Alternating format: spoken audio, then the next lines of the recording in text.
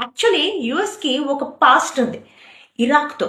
ఇరాక్తో దాదాపు వాళ్ళు చాలా ట్రీట్స్ చేశారు అండ్ వాళ్ళకి చాలా మిసైల్స్, జెట్స్, ఫైటింగ్ జెట్స్ ప్రతి ఒక్కటి యుఎస్ అందించేది. సో ఒకానొక టైంలో ఇరాక్ వాళ్ళు యుఎస్కి రివర్స్ అయ్యారు. ఎందుకు రివర్స్ అయింది? ఎందుకు? అక్కడున్న రాజులు పెరిగిపోవడము, ఈ ఫండింగ్తో, యుఎస్ ఇచ్చే ఫండింగ్తో అక్కడున్న రాజులు పెరిగిపోవడము, చిన్న వాళ్ళ మీద ఆధిపత్యం తెలపడంతో ఒక లీడర్ ఏం చేశారు అంటే, దాని గురించి నేను ఇంకో రీల్ చేస్తాను, బట్ ఇక చిన్న షార్ట్ టర్మ్లో చెప్తున్నాను. ఏం చేశారంటే ఫైట్ బ్యాక్ చేశారు.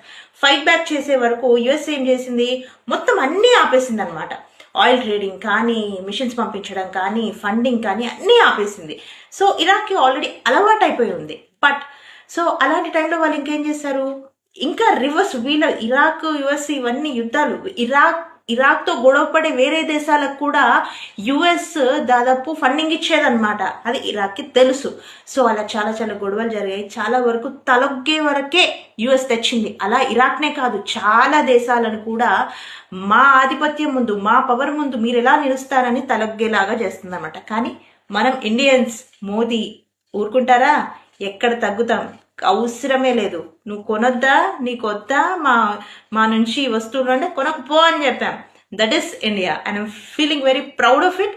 సో మీరు కూడా అదే ఫీల్ అయితే కింద కామెంట్ చేయండి.